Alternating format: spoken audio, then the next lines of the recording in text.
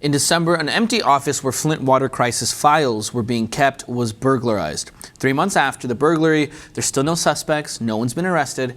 This has prompted the newly appointed Flint police chief named Tim Johnson to call it an inside job. He believes that the circumstances are just far too suspicious for the break-in to have been random or to have been a coincidence. So it's nice to see somebody in the city of Flint who's not corrupt, who's not looking to cover some things up, and wants to expose the truth. I have a quote, direct quote from Police Chief Tim Johnson on this matter. Here's what he said. "It was definitely an inside job. The power cord to the TV wasn't even taken. The average drug user knows that you'd need the power cord to be able to pawn it." Good point. "It was somebody that had knowledge of those documents that really wanted to keep them out of the right hands, out of the hands of someone who was going to tell the real story of what's going on with Flint water." So the mayor has also even responded to this, Karen Weaver. She didn't want to go as far as to say that it was an inside job, obviously, because that might get her in some trouble. But she did go and she did say that, you know, some documents were thrown around and it is very suspicious and it is strange. The manner in which they were thrown around makes it extremely difficult to know which documents were taken.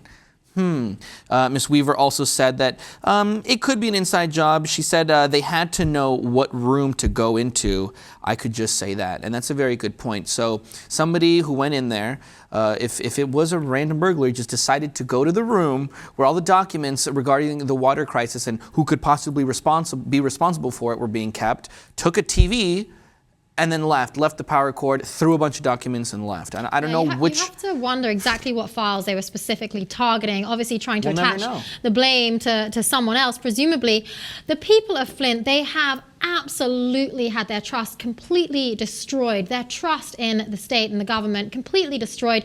And you've heard stories of members of Congress that have been visiting the residents of Flint and hearing from the people about how they've had to have whole families queuing up for water, lining up for water, children with rashes, unable to get any treatment. And now you hear stories like this. These people are still fighting to be heard. They're still fighting for their rights. Yeah. And yet you have people that are doing, presumably, an inside job like this, trying to cover up what really went wrong there. And obviously Governor Snyder, he's trying to make some changes. He's come out and spoken about the fact that he's going to try to have more stringent levels of lead testing than the government requires on a federal level, but it's obviously too little too late. Yeah, good point. And you know, if this is a case of officials going in, tampering with what could be evidence, getting rid of files, then man, we got Watergate 2.0 on our hands here. The corruption, the level of corruption, and it's nice to see. It's very refreshing to see somebody in this city, in this state, like Police Chief Tim Johnson, to come out trying to get to the bottom of this and really pointing the finger at the city officials themselves. I think that's very important to note. But you did mention Governor Snyder. A lot of people, especially during this presidential race, have been calling for him to resign. He should step down.